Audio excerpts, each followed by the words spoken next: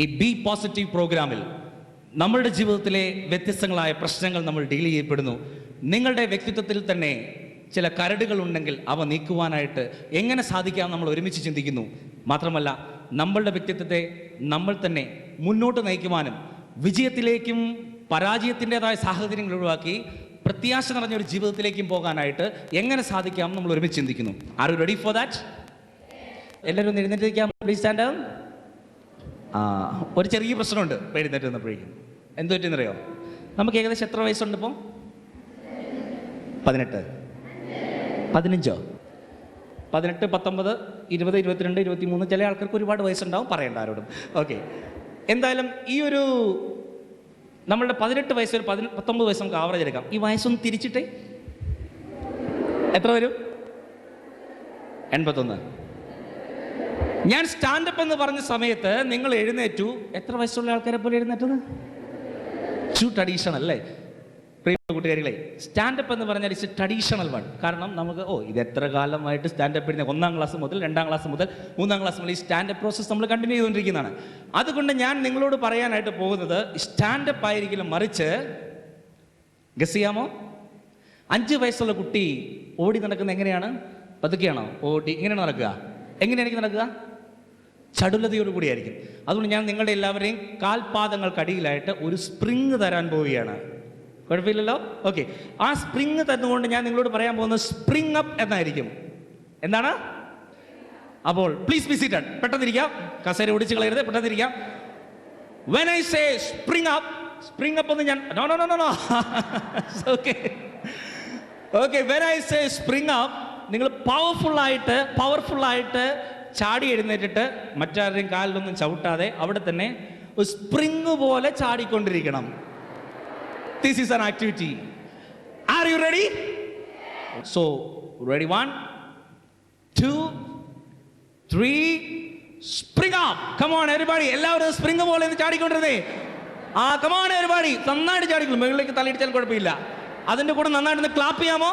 Everybody, yes, it's wonderful. Everybody, powerfully, yes. Okay, wonderful. Relax.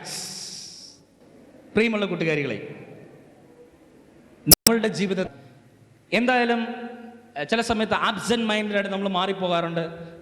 അസ്വസ്ഥതകൾ നമ്മുടെ മനസ്സിൽ കയറി വരാറുണ്ട്. ആരോ ഉള്ളിൽ നിന്ന് നമ്മളെ പരിഹസിക്കുന്നു നമുക്ക് തോന്നാറുണ്ട്. ആൾക്കൂട്ടത്തിൽ തനിയാണ് ഞാനെന്നും ആരും എന്നെ സ്നേഹിക്കാനില്ലെന്നും ഒക്കെ പലപ്പോഴും നമുക്ക് തോന്നാറുണ്ട്. Is it right? ചില സമയങ്ങളിലെങ്കിലും നമ്മുടെ വീടിൻ്റെ മുറിയിൽ കയറി വാതിലടച്ച് കഴിഞ്ഞ കാലത്തെ ചില സംഭവങ്ങളൊക്കെ ഓർത്ത് അറിയാതെ നമുക്ക് അറിയാറുമുണ്ട്. Is it right? നമ്മൾ ആരെങ്കിലും കരയാനായിട്ട് നമ്മുടെ ഫ്രണ്ട്സിൻ്റെ കൂടെ നടുക്ക് വന്നിട്ട് ഒന്ന് വന്നേ ഞാനൊന്ന് കരഞ്ഞോട്ടെ എന്ന് പറയാറുണ്ടോ? ഇല്ലല്ലോ. അപ്പോൾ നമ്മളെല്ലാവരും നമ്മുടെ വീട്ടിൽ തന്നെ റൂമിൽ തന്നെ കയറിയിരുന്ന് പലപ്പോഴും ഒറ്റയ്ക്ക് പല കാര്യങ്ങളും ആലോചിച്ച് നമ്മൾ കരച്ചിലിൻ്റെ പക്കോളമൊക്കെ എത്താറുണ്ട്.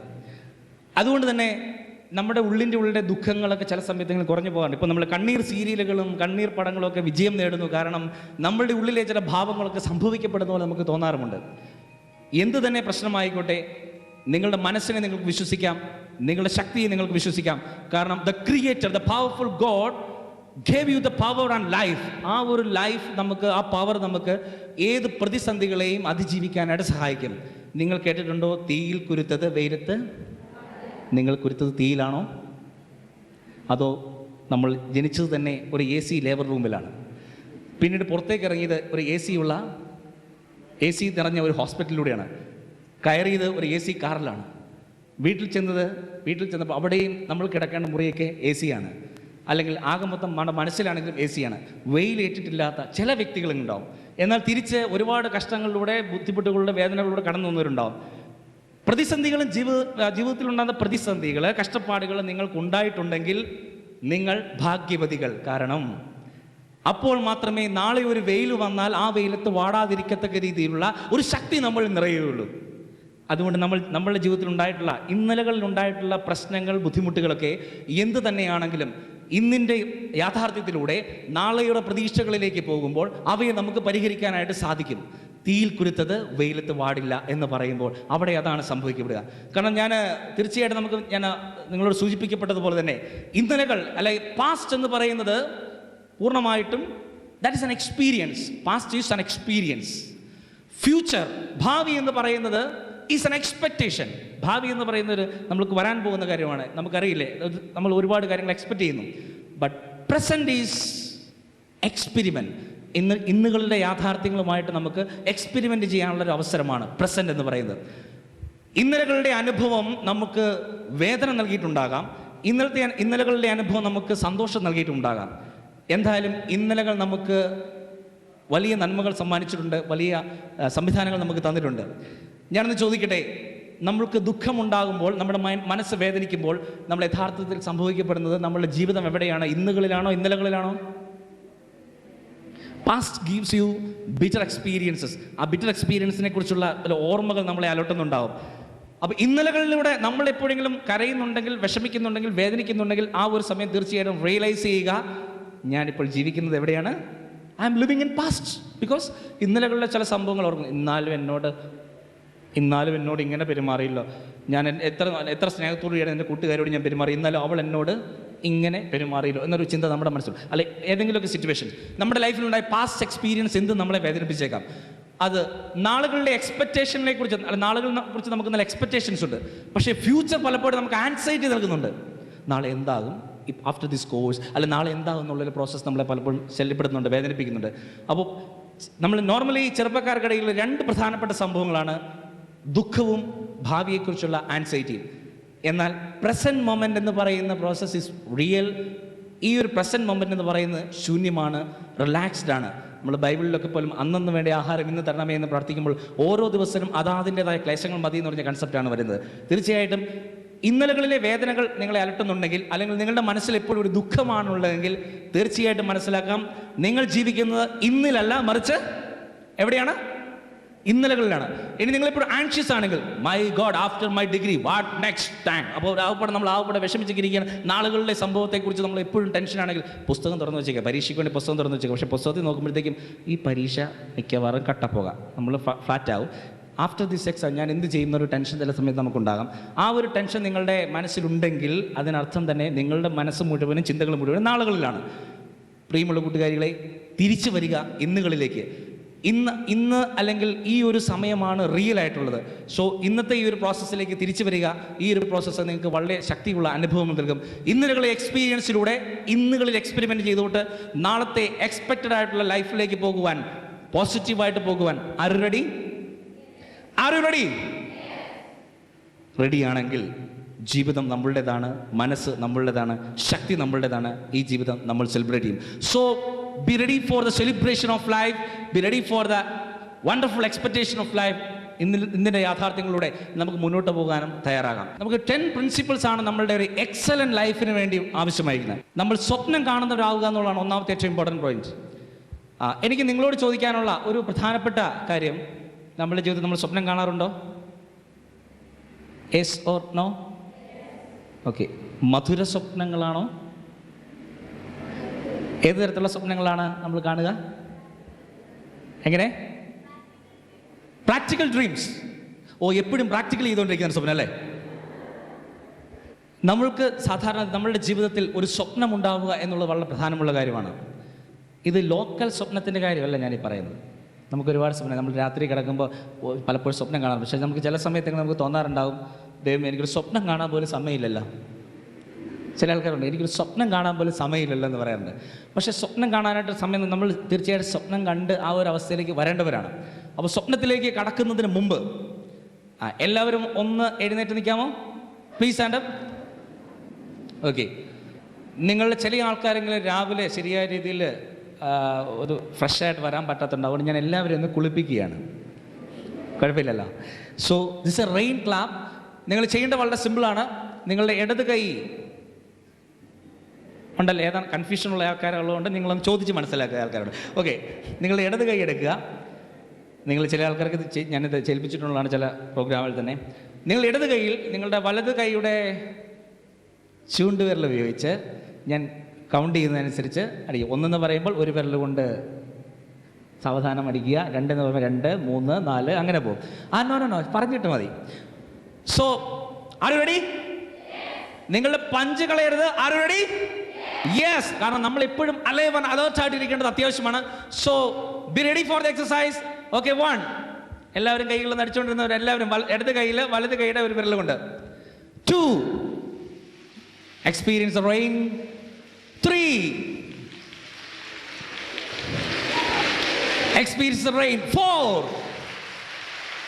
കൊടയുണ്ടെങ്കിൽ ഒന്ന് എടുത്തോളൂ കേട്ടോ. 5. ഭയങ്കര മഴയാണ്, വേണമെങ്കിൽ സൈഡിൽ കയറി നിൽക്കാം, ശക്തമായ മഴയാണ്. Then 4. ചെറുതായിട്ട് മഴ കുറയുന്നുണ്ട്. 3. ഇപ്പോഴത്തെ കാലല്ലേ വിശ്വസിക്കാൻ പറ്റുമോ? 5. മഴ കൂടി. നിങ്ങൾ ചുറ്റും ഒന്ന് നോക്കിയേ, ആൾക്കാർ മഴ നനയുന്നുണ്ടോ എന്ന് നോക്കിയേ, ചുറ്റും ഒന്ന് നോക്കിയേ. പെട്ടെന്നൊക്കെ ചിലപ്പോൾ മഴ കുറഞ്ഞിരിക്കാം. 2. 3. 4. and 5.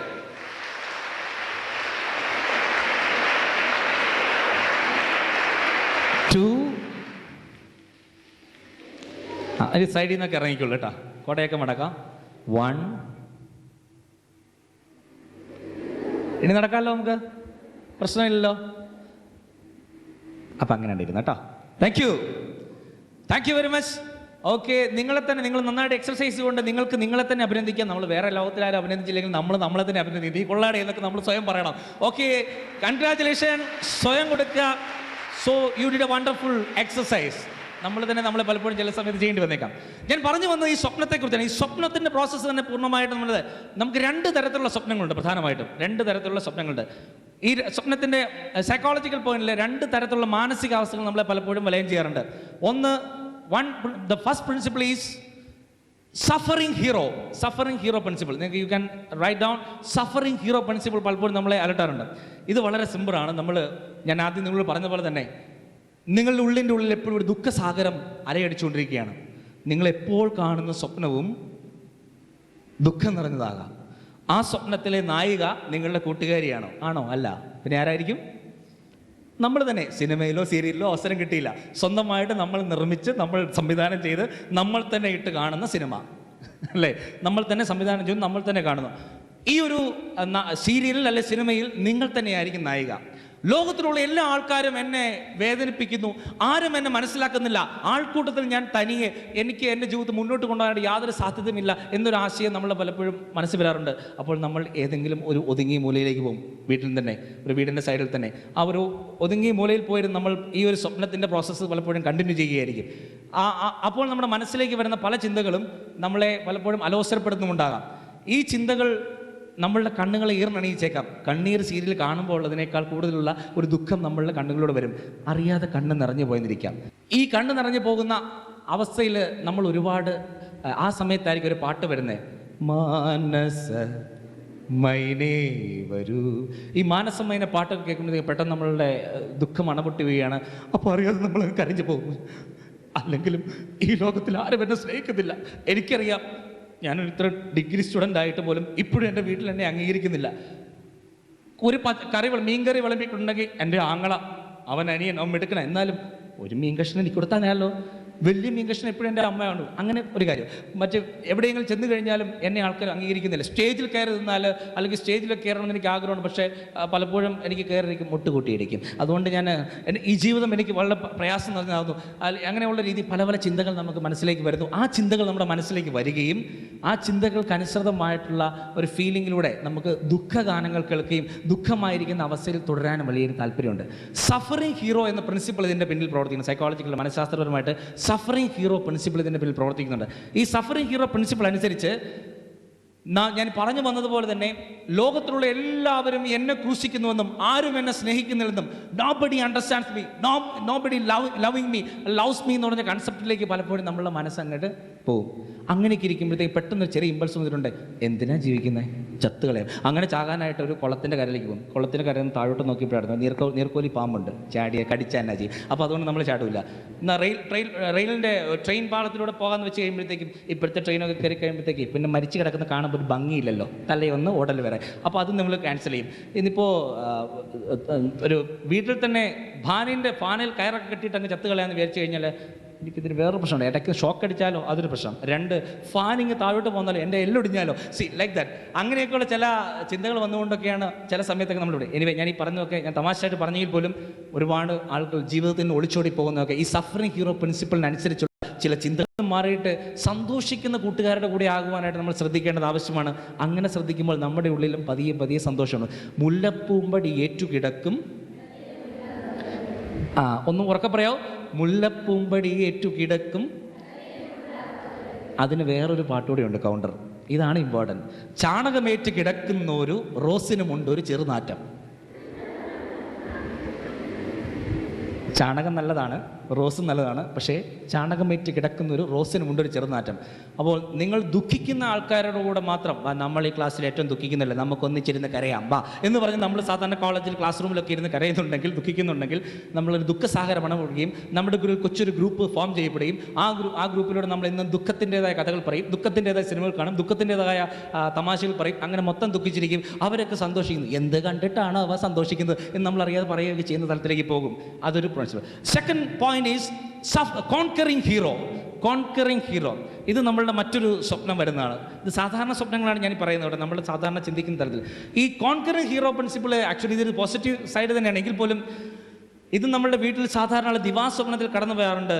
നിങ്ങൾ മിസ് വേൾഡ് കോമ്പറ്റീഷന് വേണ്ടി സെലക്ട് ചെയ്യപ്പെടുന്നു, പാല അൽഫോൺസ കോളേജിൽ നിന്നും അതിലേക്ക് പോകുന്നു, സമ്മേളനം വേദിച്ചിരുന്നു, കോമ്പറ്റീഷനിൽ ശക്തിയോടെ മത്സരിക്കുന്നു, ആരാധകർ ചുറ്റും കൂടുന്നു, പ്രൈസ് അടിക്കുന്നു, മിസ് വേൾഡ് ആയിട്ട് നിങ്ങൾ തിരഞ്ഞെടുക്കപ്പെടുന്നു, ഓട്ടോഗ്രാഫ് പ്ലീസ് എന്ന് പറഞ്ഞിട്ട് ആളുകൾ നിങ്ങളുടെ ചുറ്റും കൂടുന്നു. നിങ്ങൾ ഓട്ടോഗ്രാഫ് കൊടുക്കുന്നു, 5-6 തരാൻ പറ്റും, ഒരുപാട് തരാൻ പറ്റില്ല എന്ന് ഓട്ടോഗ്രാഫ് കൊടുക്കുന്നു. തന്നെ തിരിച്ച് കാറിൽ വരുന്നു. ഇവിടെ വന്നപ്പോഴേക്കും പാലായി അടുത്തെത്താറായപ്പോഴേക്കും അങ്ങ് നമ്മൾ മുത്തോലി മുതൽ ഇങ്ങോട്ട് ഒരു വലിയ പന്തലിട്ടിരിക്കുകയാണ് മിസ് വേൾഡിനെ സ്വീകരിക്കാനായിട്ട്. ഇന്നലെ വരെ ലോക്കൽ ബസ്സിലൊക്കെ കയറി നമ്മൾ ബെൻസ് കാറിൽ കടന്നു വരുന്നു. കാറ് വാടകയാണ്, അത് വേറെ കാര്യം. അപ്പോൾ ഈ ബെൻസ് കാറിൽ നമ്മൾ കടന്നു വന്ന് നേരെ കോളേജിലേക്ക് വരുന്നു. അവിടെ ആഘോഷകമായ സ്വീകരണം, എല്ലാ വിദ്യാർത്ഥിനികളും അത്ഭുതത്തോടെ നമ്മളെ നോക്കുന്നു, ഒരുപാട് കൈയടിക്കുന്നു. അപ്പോൾ പെട്ടെന്ന് വിളി, എടി പോയി കോഴിക്കോട്ട് അടച്ചടി. അപ്പം അത് വീട്ടിൽ ഇരുന്നുകൊണ്ടിരിക്കുകയായിരുന്നേ, സ്വപ്നം കണ്ടുകൊണ്ടിരിക്കുകയാണ് സംതിങ്. പെട്ടെന്ന് വീട്ടിൽ നിന്ന് വിളിച്ച്, അമ്മ ഞാനൊരു വലിയ സ്വപ്നം കണ്ടുകൊണ്ടിരിക്കുകയായിരുന്നു, ഇപ്പം കാണിച്ചത് മോശമായിപ്പോയി എന്ന് നമ്മൾ മനസ്സിലെങ്കിലും പറയും. എന്നിട്ട് പോയി നമ്മൾ കോഴിക്കോട്ട് അടയ്ക്കും, അല്ല വേറെ എന്തെങ്കിലും കാര്യങ്ങൾ ചെയ്യാൻ പോകും. ഒറ്റയ്ക്കിരിക്കുമ്പോൾ വലിയ സ്വപ്നങ്ങൾ കാണുന്ന ഒരു ചിന്തയും നമുക്കുണ്ട്. ആ ഒരു ചിന്തയിൽ നമ്മളായിരിക്കും ജേത്രി, നമ്മളായിരിക്കും രാജ്ഞി, നമ്മളായിരിക്കും ജയിക്കുന്നത്. അത് വളരെ പോസിറ്റീവാണ്, നല്ലതുമാണ്. പക്ഷേ ഫുൾ ടൈം അത് ചെയ്തുകൊണ്ടിരിക്കുന്ന ആൾക്കാരുണ്ട്. ഫുൾ ടൈം ഞാൻ മാത്രം ജയിക്കും, നമ്മളല്ലേ, നമ്മളെ തോപ്പിക്കാൻ ആരുണ്ട്, ഞാൻ മാത്രം ജയിക്കുന്നു. ഒരു ഫുൾ ടൈം അപ്രോച്ച് പലപ്പോഴും വരാറുണ്ട്.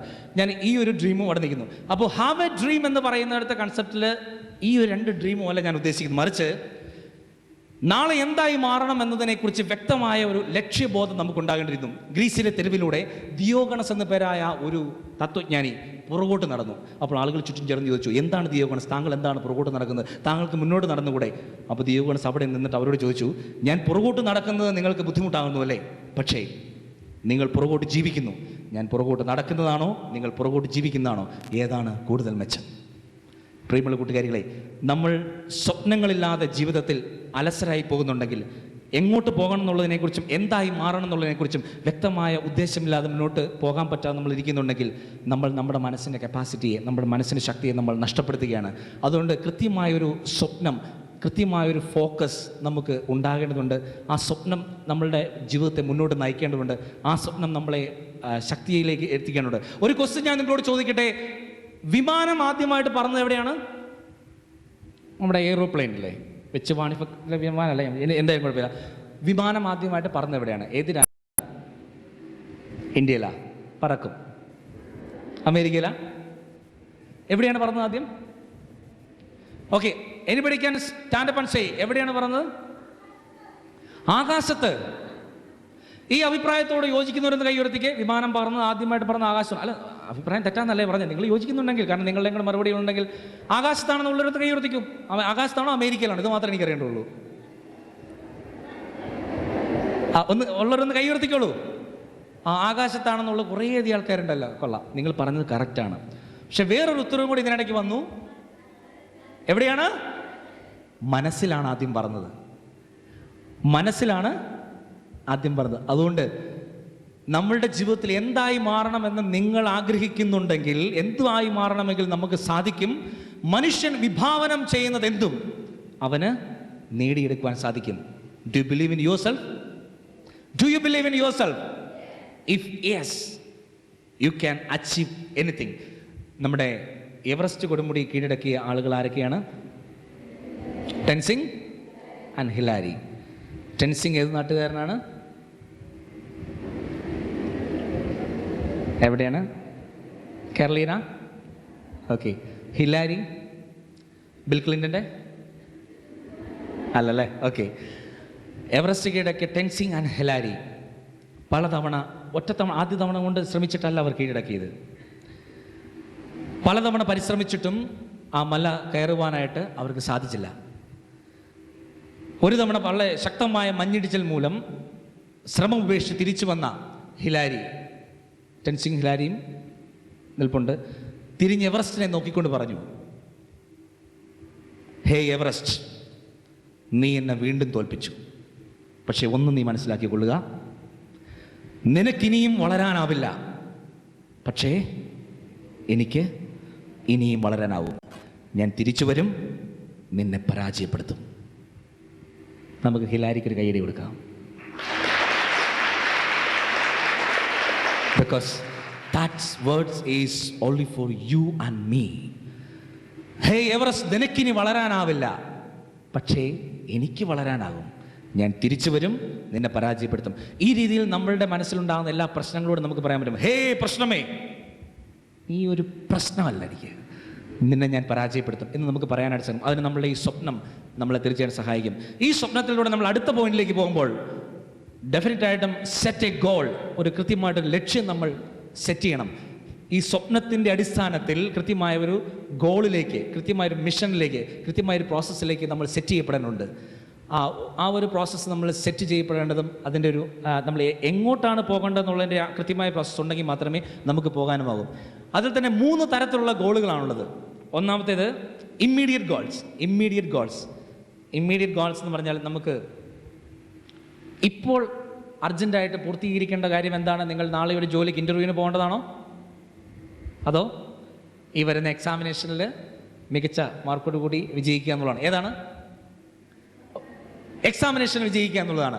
തീർച്ചയായിട്ടും നമ്മളുടെ ഇമ്മീഡിയറ്റ് ഗോൾ എന്ന് പറയുന്നത് ഇപ്പോൾ നടക്കാൻ പോകുന്ന എക്സാമിനേഷനുണ്ട്, അല്ലെങ്കിൽ ഉടനെയുള്ള ചില കാര്യങ്ങളുണ്ട്. ഇതൊന്നും അല്ലാതെ മറ്റ് ചില പേഴ്സണൽ ഗോൾസ് നിങ്ങൾക്കുണ്ടാകും. എന്തായാലും ആ ഒരു പ്രോസസ്സുകളൊക്കെ നമ്മുടെ ഇമ്മീഡിയറ്റ് പ്രോസസ്സ് വരുന്നു. Second one is intermediate goals. Intermediate goal എന്ന് പറഞ്ഞാൽ ചിലപ്പോൾ നമ്മളുടെ എക്സാമിനേഷൻ കഴിഞ്ഞു, പിന്നീട് ജോലിയാകാം, ചിലരെ സംബന്ധിച്ച് വിവാഹമാകാം. അത് ഓരോ വ്യക്തികളെ ആശ്രയിച്ചാണ് ഇരിക്കുന്നത് ഇൻ്റർമീഡിയറ്റ് ഗോൾ ലെവൽ വരുന്നത്.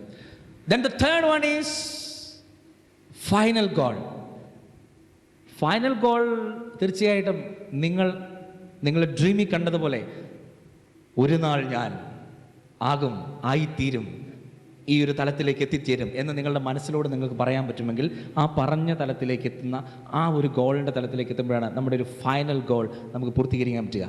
അപ്പോൾ immediate goal, intermediate goal and final goal, ഈ 3 തരത്തിൽ നമ്മുടെ ലൈഫിനെ പ്ലാൻ ചെയ്യണം.